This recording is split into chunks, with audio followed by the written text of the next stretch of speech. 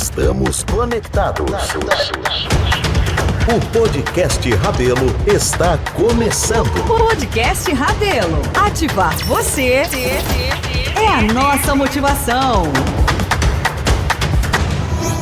Está repercutindo aqui na Zona Leste. Eu quero parabenizar você pelo seu espírito empreendedor, pela sua disposição. Você gera emprego, você gera renda, você é um empresário de nome, um empresário humano e um empresário que faz muito pela Zona Leste. Parabéns, é um prazer estar aqui com meus pais.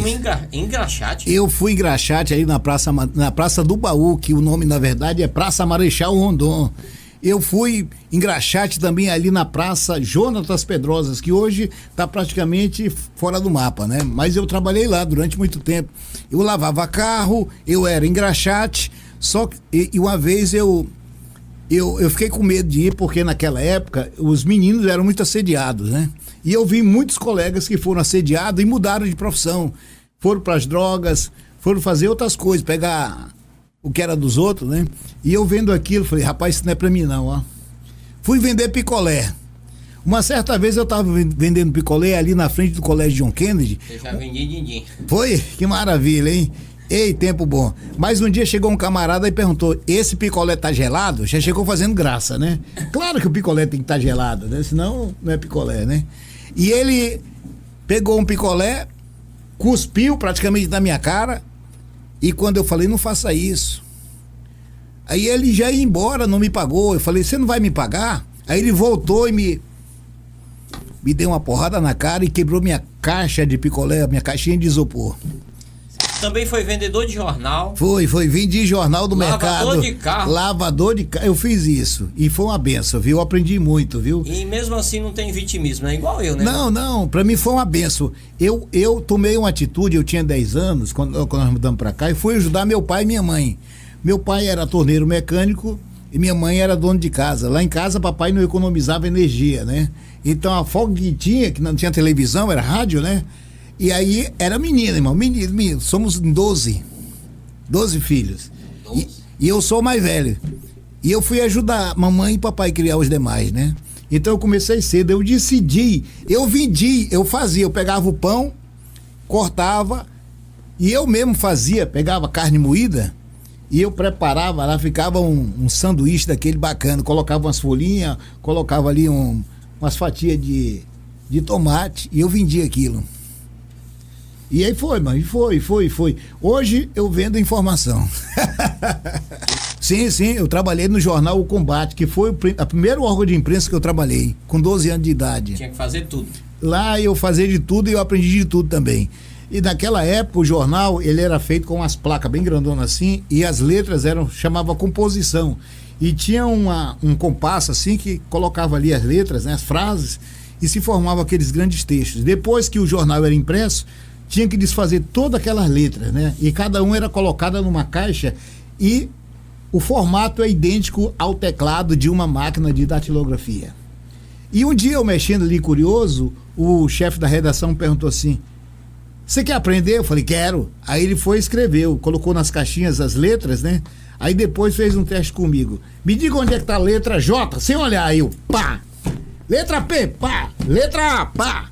E foi. Rapaz, você aprendeu rápido. Isso aí, Divalci, me possibilitou, anos depois, a trabalhar com máquina de datilografia sem nunca ter feito o curso de datilografia, que naquela época era o bambambam, meu irmão. Quem tinha datilografia era o bambambam. E eu aprendi a escrever sem olhar no teclado. No Hamilton Olivetti, arrebentava. Anos depois, muitos anos depois, me apresentam o computador. E, para minha sorte, o teclado do computador é o teclado de uma máquina de datilografia, com exceções que no teclado do computador tem algumas letras a mais. Aí tem o Ctrl, tem o Shift, tem Delete e tal. São coisas que a gente vai aprendendo no dia a dia e eu consegui aprender. Hoje eu escrevo no computador sem olhar o teclado também. É só... E vai embora, graças a Deus. Podcast Rabelo. Conectando ideias. Silva, você gosta de ser chamado de quê? Vitor Guerra? Vitor Guerra, Rabelo. É um prazer a gente estar aqui, estar contigo aqui, batendo esse bate-papo. Agradeço muito, Rabelo, pelo convite, pela lembrança da gente, do Gil, que falou, traz o Vitor aí, nosso amigo Gil Amorim. Então é uma satisfação estar aqui com vocês. 57 anos. 57, bem vividos aí. E entro na escola de representações, lá.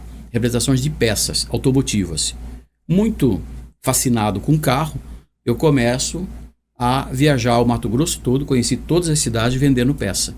Então ali começa a minha vida em vendas realmente, já com contato direto ao público. Porque até então, o contato que eu tive foi, eu me recordando agora, o meu pai infarta e vendendo também produto hospitalar, que ele teve depois da representação de máquinas, produto hospitalar, eu fui atender os clientes dele porque ele estava infartado. Passou um período em São Paulo, infartado, e eu tive que atender os clientes dele ali. Então ali começou a minha experiência realmente em contato com o público, contato com pessoas, e por sinal alguns eram médicos. Eu me recordo de eu ir com a listinha dele, era uma distribuidora de São Paulo, e muitos itens. E eu chegava na frente do médico, o doutor perguntava, aí, seu pai tá bem, então vamos lá, vamos fazer o pedido aí. Você tem aí Scalp, e lá estava eu procurando na lista Scalp, e Scalp começava com S e não era com E. E essa lista folheava, ela vinha, voltava, e meu primeiro contato com o público, direto, sem saber nada, sem entender nada. E quantos anos você tinha?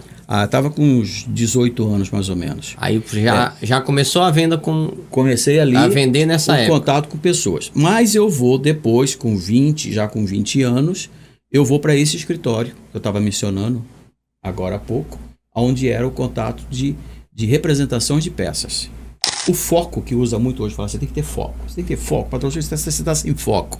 Faz parte, faz. Você tem que ser focado. Você tem que sair de casa pensando que você vai ter que produzir. Agora, primeiramente, tenta trabalhar com algo que te atrai, que te dê vontade. Porque a paixão está em tudo.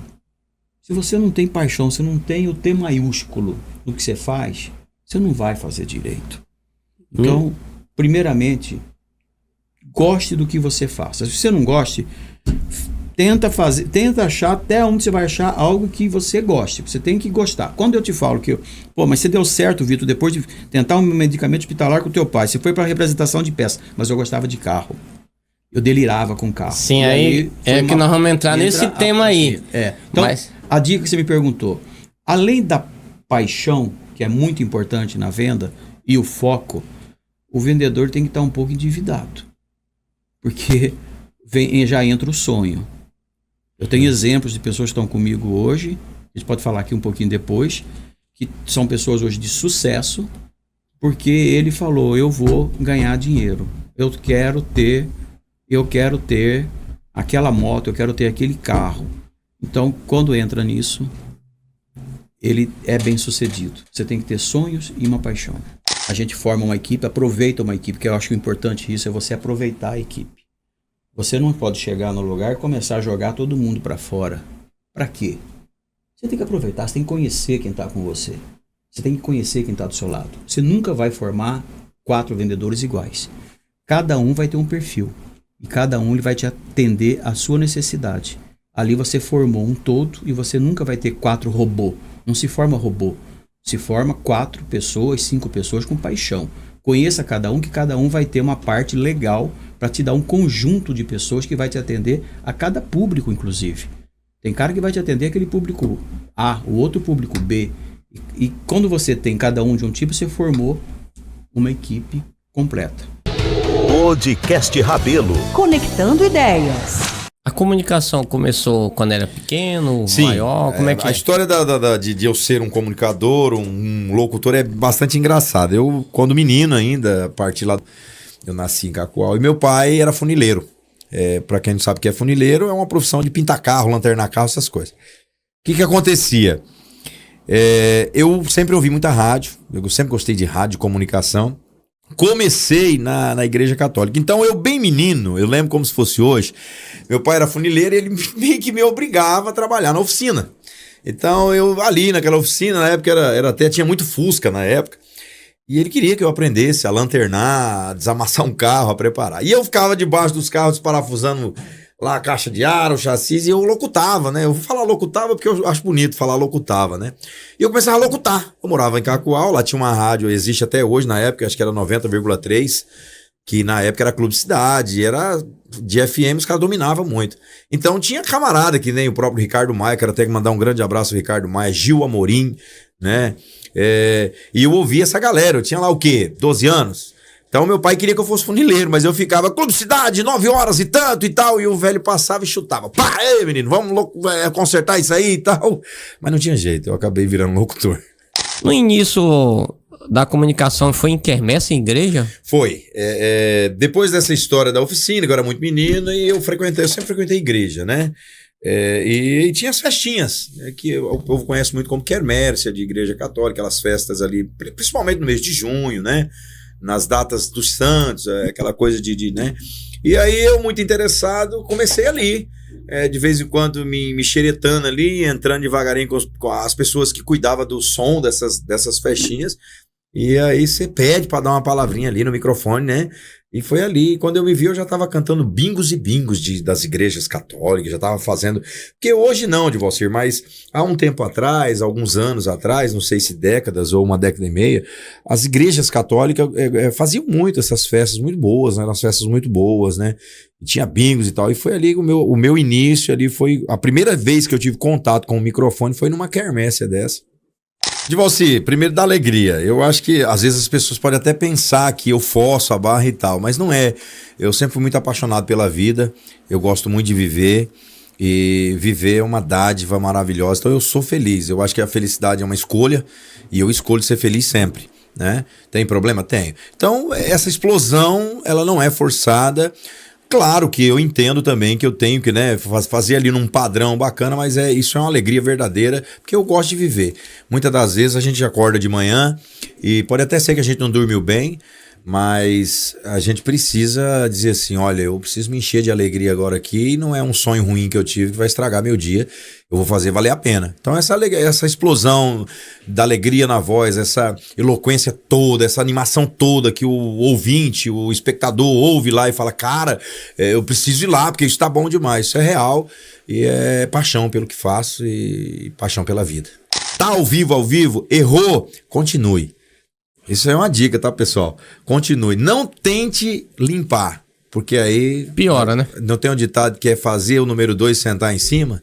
Então, errou, bola pra frente. Não nem faz de conta que nem é contigo. Porque se você tentar consertar, a coisa complica mais ainda. Mas já aconteceu sim. E uma dica para quem gosta de comunicação, que tem medo. Qual é uma dica que você poderia dar para eles que tem medo?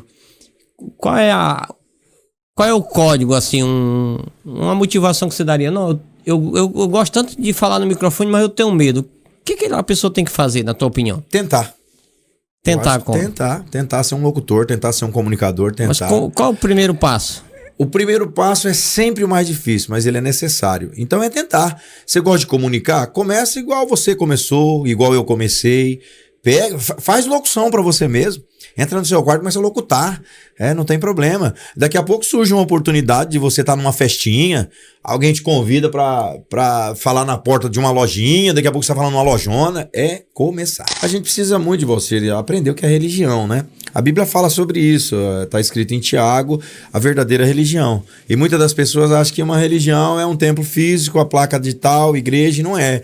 Né? A Bíblia diz lá em Tiago, acho que 5, se eu não estiver enganado, tá no livro de Tiago, que a verdadeira imaculada religião de Deus, do Senhor Jesus Cristo, é que visitamos as viúvas e os órfãos. Resumindo isso, fazer o bem, a caridade, acolher e proteger. Acho que a religião é essa, e é o que eu peço para que sempre continue desse jeito. Religião para mim é Jesus e a Bíblia. Para mim é tudo. Podcast Rabelo. Conectando ideias. Por que tu largou o DJ, que era famoso em tudo que é lugar? Conta um pouquinho como é que foi essa vida aí de DJ primeiro. Mas eu sabia que eu era famoso, era no roteiro. Não. Rapaz, realmente, né, tive uma carreira de 20 anos, né?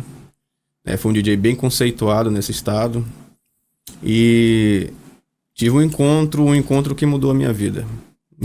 Porque existe um ditado que eu falo por aí que é impossível você ter encontro com a verdade e permanecer da mesma forma, entendeu?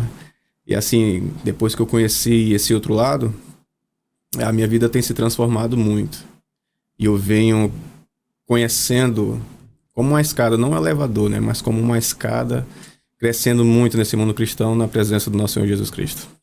Né? Então eu entrava lá, eu dançava, antes de ser DJ eu dançava, né? Eu gostava de dançar. Mas quando eu vi um rapaz lá manuseando, né, aquele equipamento e tal, entendeu? E ele me chamou, né? Eu lá dançando, então ele viu que eu dançava muito, né? E me chamou pra tocar, só faz isso aqui e tal, como se fosse uma passagem de uma música pra outra. Quando ele fez aquilo comigo, eu me apaixonei, né? Desde então, desse exato momento, eu queria ser um DJ, mas não imaginava que chegaria a uma alta posição, né, aqui no estado de Rondônia.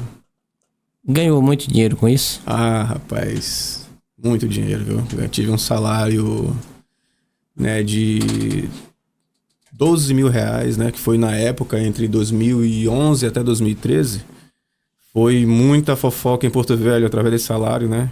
Quando a gente trazia shows, né, para as boates daqui, né, que eu era residente da Vegas Music, os empresários de lá não acreditavam. Então, quando chegava aqui, ele falava com o meu ex-patrão e o meu ex-patrão confirmava, é isso mesmo. E eles levavam essa fofoca lá para o Rio de Janeiro, para São Paulo, e as pessoas de lá começaram a me adicionar, né?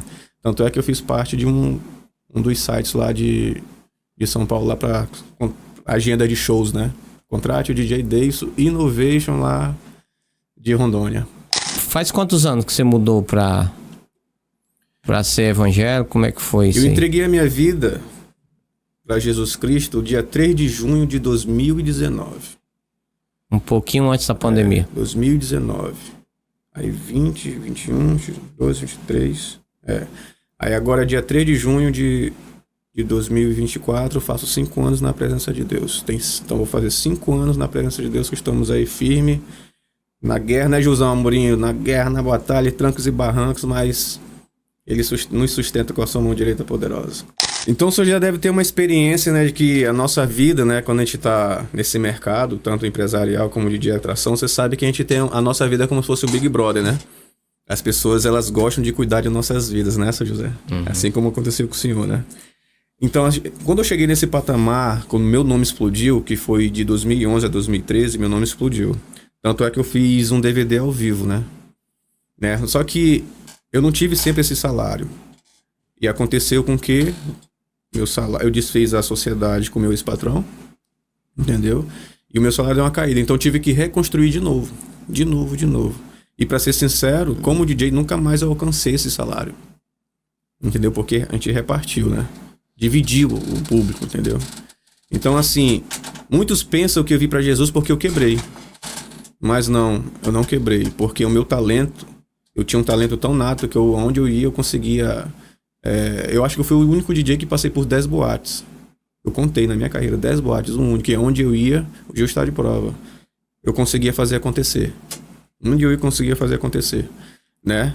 Então, meu salário começou a aumentar de novo, né? E, de repente, eu tive um encontro com Jesus Cristo, a qual ele se apresentou para mim, entendeu? Através, né, das orações do meu pai também, pastor Daí Oliveira, né? Que é a minha inspiração, que agora está no paraíso, né? Morreu dia 11 de janeiro de 2020, né? Então, depois disso, quando ele já pregava muito para mim, né? Toda vez que eu tinha um problema, eu ia com ele, entendendo? Pai, tá acontecendo isso comigo. Eu ia lá na casa dele, que era pastor, né? Ele lá ia orar em mim e tal. Ele falava pra mim, meu filho, vai chegar um momento que tudo isso vai acabar.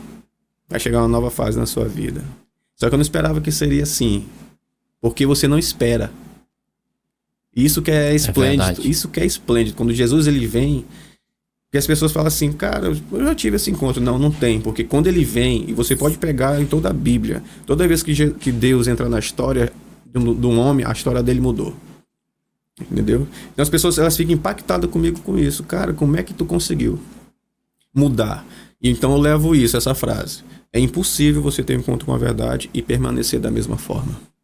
Primeiramente, quando a gente vem para esse mundo e você é impactado pela palavra de Deus, pela sua presença, você descobre que esse é o verdadeiro alimento e é isso que impacta a sua vida.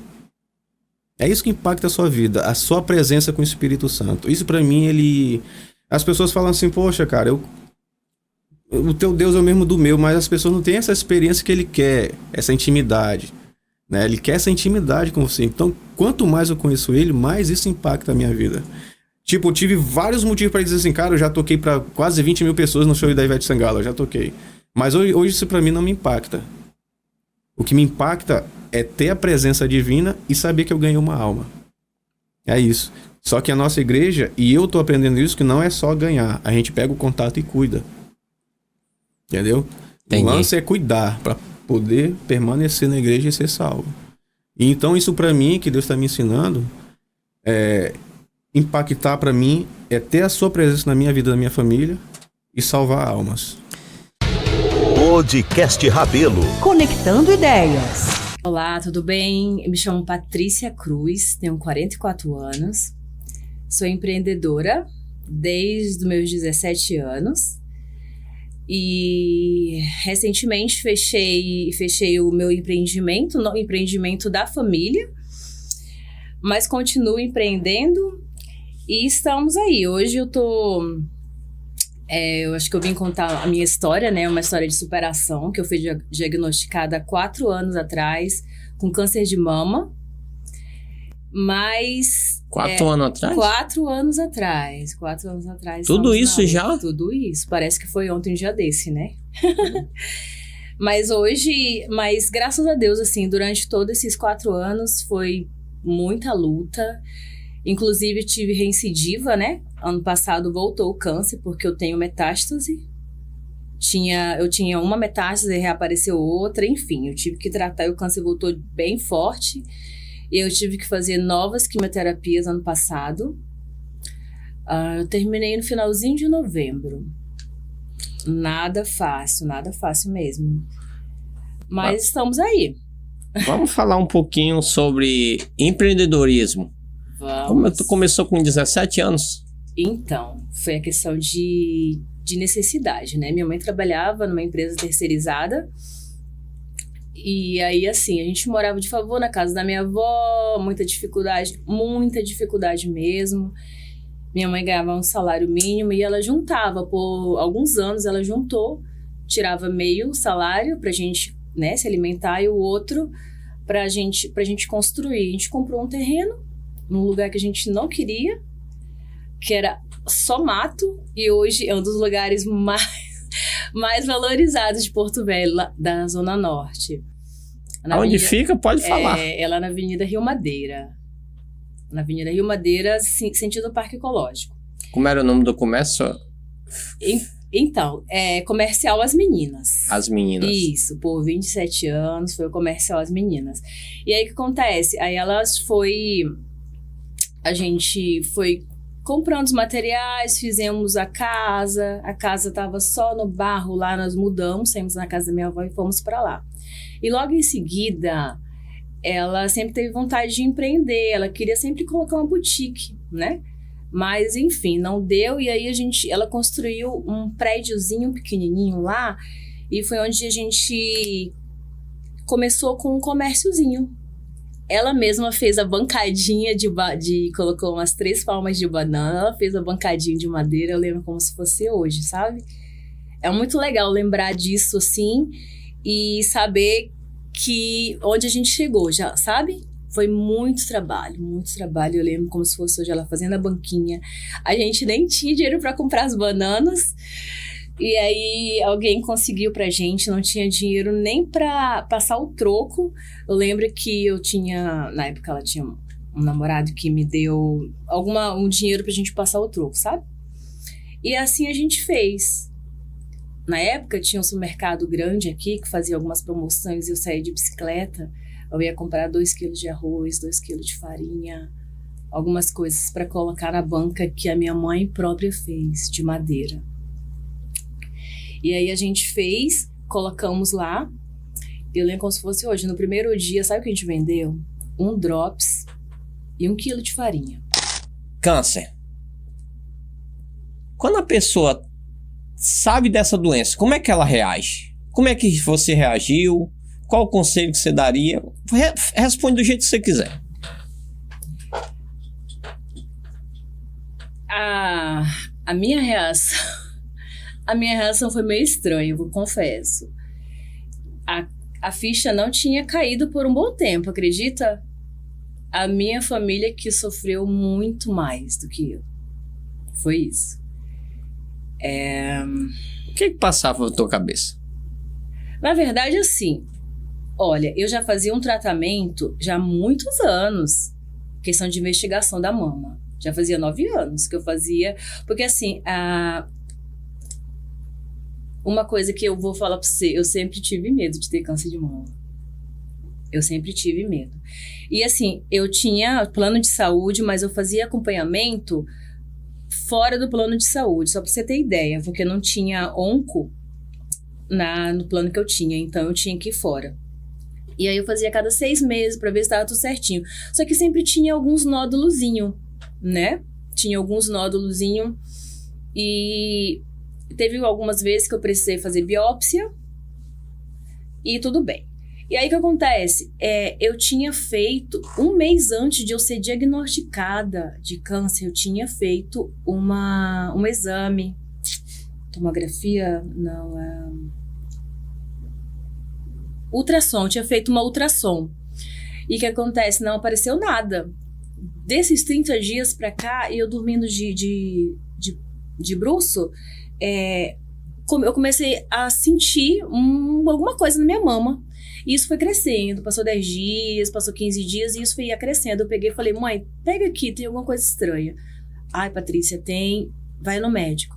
Quando eu fui, para eu arrumar a consulta, a vaga com a médica, já tinha crescido assim, muito. Quando ela foi ver, ela falou assim, Patrícia, biópsia.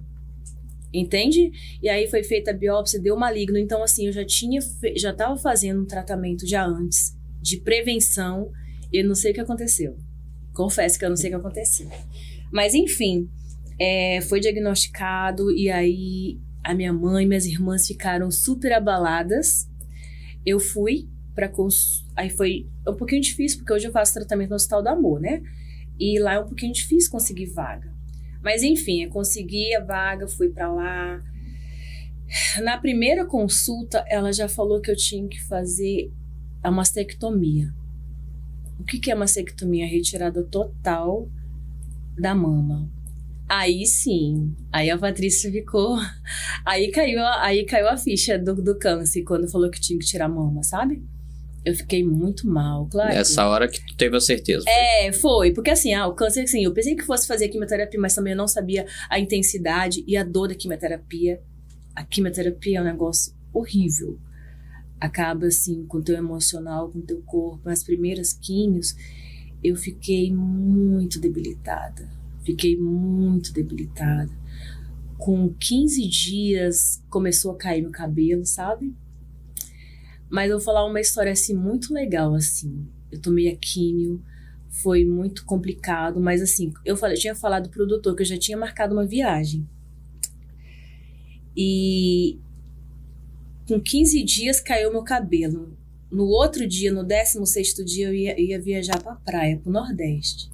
E eu tive que raspar meu cabelo um dia antes. Um dia antes não, foi horas antes de eu ir pra praia. Aí a minha irmã me levou em um lugar, num salão, que essa moça, a dona do salão, tinha feito também tratamento de mama. E aí eu tava chorando muito, porque eu não queria cortar o cabelo, mas assim, eu tinha que raspar de fato, porque eu pegava o cabelo, caía todo, sabe? Ela sentou, antes de ela raspar, ela chegou, sentou e conversou comigo um monte de coisa, assim. Me deu forças que eu não sei de onde que saiu. E ela raspou o cabelo, raspou minha cabeça, foi algo assim muito emocionante. A minha irmã também, ela fez uma homenagem pra mim, raspou também a dela. Foi algo que me deu uma força também. E eu saí dali com cabelo, sem cabelo. E eu me senti tão bonita. Eu me senti tão bonita. E logo em seguida eu já corri, minha mala já estava pronta. E eu fui pra praia de cabelo raspado. Eu me senti bonita e lá na praia eu fui muito elogiada, sabe? Só que assim, eu nem lembrava que eu tava sem cabelo.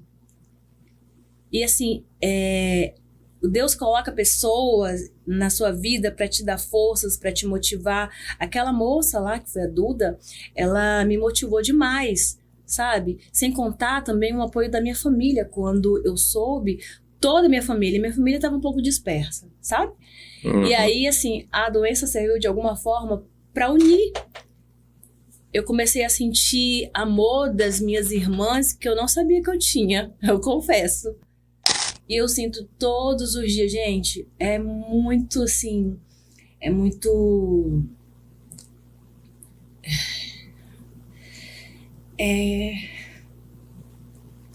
É muito legal você sentir a presença de Deus. Porque eu sei que não era para eu estar aqui mais. Não era para eu estar. Já depois que eu fui diagnosticada, outras pessoas já foram diagnosticadas, que eu conheci pessoalmente, e elas já partiram. E eu tô aqui. Aí eu fico perguntando, por quê? Eu sou melhor que elas? Não. E eu sinto todos os dias da minha vida, eu sinto Deus falando comigo, mas eu não me sinto digna, eu não me sinto merecedora. Só que, ao mesmo tempo, eu sei que deve ter um propósito. Tem um propósito de tudo isso. Tem um propósito.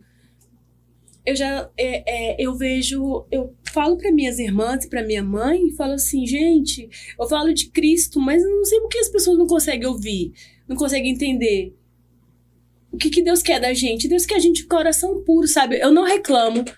Poucas pessoas sabem que eu tenho câncer. Todos vai ver, por causa do meu cabelo curto, até já pensaram já que eu gostava de mulher porque eu tenho cabelo curto. Mas não, eu vivo a cura todos os dias. Então, assim, Deus, ele é essencial e importante para não só para o tratamento do câncer, mas para a vida diária, para nossa vida. Eu sinto a força de Deus todos os dias. O marketing digital, eu acho que ele é o futuro, não, é a realidade, né? Você vê agora tantos prédios, tantas empresas, na verdade, tantos empregos estão deixando de existir por conta da inteligência artificial, o marketing digital. Hoje ninguém quer sair de casa, quer tudo delivery. E isso é bom, a gente tem que se inovar, né? Tem que se adequar à realidade. Então esse é meu projeto, assim, porque hoje você pode vender o que você não tem ali físico. Então esse é meu projeto. Isso é verdade. Então eu quero isso, assim, eu tô estudando, acho que até o final do ano vou engrenar nisso aí. Entende? Então, assim, eu tenho que viver.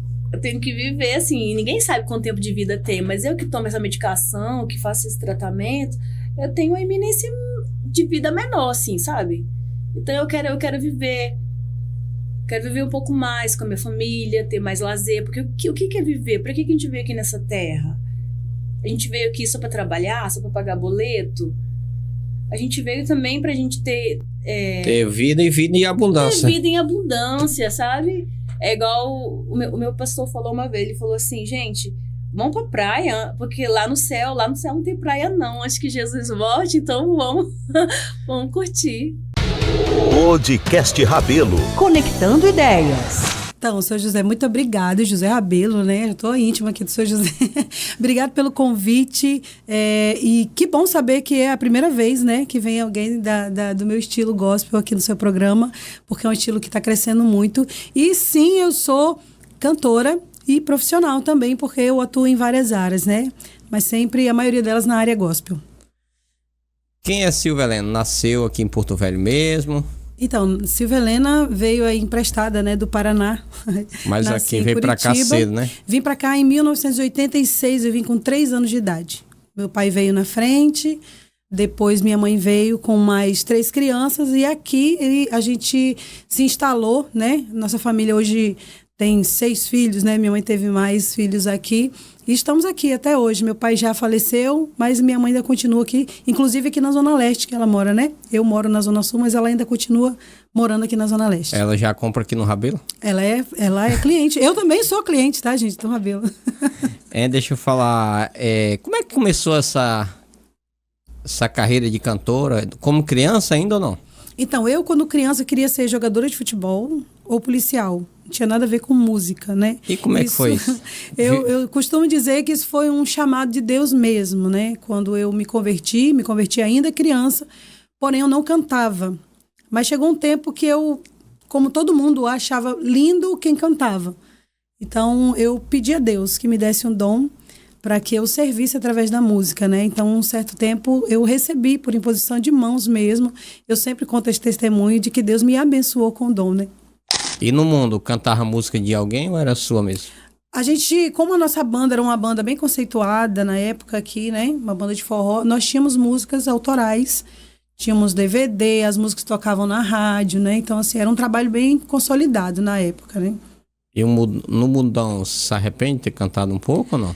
Me arrependo assim, pelo fato de eu ter usado de maneira errada a voz. Porque lá no mundão a gente não tem tanto cuidado. A maioria das pessoas, né? Tipo, você dorme tarde, você faz show de madrugada, você não se alimenta direito, você quase não usa a técnica que você aprendeu, né? Porque lá é mais assim, de qualquer jeito. As pessoas, na verdade, eu entendi que as pessoas no mundão, elas não estão muito preocupadas com a qualidade da música que você está oferecendo. Elas querem o ritmo. Elas querem, né, satisfazer ali a dança, né, vamos dizer assim, né? Então, assim, você não se preocupa tanto em cuidar da voz, né? O que manda mais é o ritmo mesmo. E o estilo naquela época nas boates era qual? Era forró, né? Forró calypso, mesmo? Isso. Calypso, cantava bem mesmo? Cantava calypso, cantava tudo, né? Esse nódulo aconteceu por causa de que tu acha? Foi Vários fatores, né? Um deles é o mau uso da voz, que nem eu falei, né? E outros por fatores emocionais também, né? Porque lá no mundão a gente sofre bastante. A gente sofre por várias coisas que acontecem na vida da gente, a gente fica meio perdido, né? Então, assim, juntou tudo isso e eu acabei tendo um nódulo nas pregas vocais enquanto eu fazia um show no Baixo Madeira, lá em Nazaré. Baixo Madeira, eu estava fazendo show, no meio do show a minha voz sumiu. Eu não conseguia mais nem falar, né? E aí eu entendi também que era Deus me chamando de volta. Porque o que estava me prendendo lá era a voz, né? Era fazer parte daquilo tudo. Então, eu entendi que foi uma forma de eu voltar para o caminho, para aquilo que Deus tinha feito, que tinha planejado para mim, né? Porque Deus tem um plano para cada um nesse mundo. Então, naquele momento, eu fiquei desesperada, claro, porque o médico me disse, Silvia, se esse nódulo não se desfizer, se você não conseguir, né, vencer esse nódulo, você não vai cantar mais, né? Então, para quem canta, você ouvir do médico que você pode perder a voz para sempre, é um desespero, né? Conhecendo a Deus. A gente sempre fala que nada é por acaso. Tanto a Bíblia vai dizer que todas as coisas cooperam para o bem. E ele não vai falar que só as coisas boas cooperam para o nosso crescimento, principalmente as coisas ruins. Porque é nas coisas ruins que a gente vai enxergar onde é que eu estou fazendo errado, né? Eu acredito que a gente aprende mais com as dificuldades, com as dificuldades do que com as alegrias. Quando as coisas estão boas, você não liga muito para nada. Você não dá valor para muitas coisas. A gente empina um pouquinho a cara, começa a achar que já é. Hoje não, hoje quanto mais eu cresço, mais eu sei que eu tenho que ser mais humilde. Porque eu já vivi tanta coisa e eu sei que quanto mais eu crescer, mais humilde eu quero ser. Então, eu trabalho em várias áreas, né? Eu trabalho em estúdio como um back vocal, né? Que é aquela voz de apoio para os cantores, aqueles corais que ficam, né, por baixo da voz do cantor. Isso eu já trabalho há muito tempo. Fora isso, eu também canto em eventos particulares ou eventos da prefeitura, né? Recebo alguns convites. Fiquei por um ano cantando ali no IG Shopping, né? Como música gospel ambiente, né? Então as pessoas me contratam também para fazer esse momento de descontração, às vezes no casamento, vou ali voz e piano, né? Canto em aniversários também, né? Em várias cerimônias, né? Eu canto. E faço esse trabalho também nas igrejas, né? O trabalho que eu faço nas igrejas é cantando, ministrando, né, como a gente chama, e também dando aula para ministérios de louvor, dando aula de técnica vocal, de como se portar, de interpretação. Inclusive, o nódulo me ajudou. Por quê? Porque hoje eu falo para eles o que não se pode fazer, né? O que não se deve fazer para não prejudicar a voz. Um refrãozinho aí. Vai ser tão lindo quando Deus Deus cumprir o que te prometeu. Vai ser tão lindo quando teu sonho sair do papel. Você passou por coisas que ninguém passou, mas vai conquistar o que ninguém ainda conquistou. Mais um aí, gostei, mais um. Tá esperando por você o seu milagre, tá esperando por você sua vitória, tá esperando por você. Atravesse esse deserto dando glória. Ainda tem mais? Tem mais, inclusive eu quero falar aqui que a gente fez algumas parcerias, né? E uma dessas músicas que eu vou cantar agora eu gravei com o Felipe Bruno, da banda EA Sounds, que é uma banda muito conceituada aqui na região norte. Felipe Bruno é um que trabalha na Boa Nova? Isso, Felipe Bruno. Conheço ele. Um beijo, Felipe, Deus te abençoe. Gravei com o Felipe, gravei com o Márcio Coach, que é também um grande cantor conhecido aí no Brasil inteiro. Suas músicas fazem muito sucesso. Márcio Coach? Márcio Coach. Gravei música do Thiago Maia, que também é um professor de técnica vocal da nossa igreja, e do Messandro Caleb, que também é um compositor daqui, né? Então, a última música que eu gravei com Felipe Bruno, A Bênção. Que a bênção se derrame até 1000 gerações, tua família e teus filhos e os filhos de teus filhos. Essa é boa. Essa é boa. A gente gravou a primeira versão no meio da pandemia, que essa música foi uma das mais tocadas no mundo, quando estava na época da pandemia. No mundo. É uma versão em inglês, né? E aí a gente gravou em 2020, no meio da pandemia, a gente gravou essa música com a igreja vazia, né? Porque não podia ter público. E o ano passado a gente regravou essa música agora já com a igreja lotada, já com público, e foi muito legal a versão ao vivo dela. Saiba tudo sobre o podcast Rabelo. Se inscreva em nosso canal no YouTube e siga nossas redes sociais. Curta, comente e compartilhe nosso conteúdo para abençoar vidas.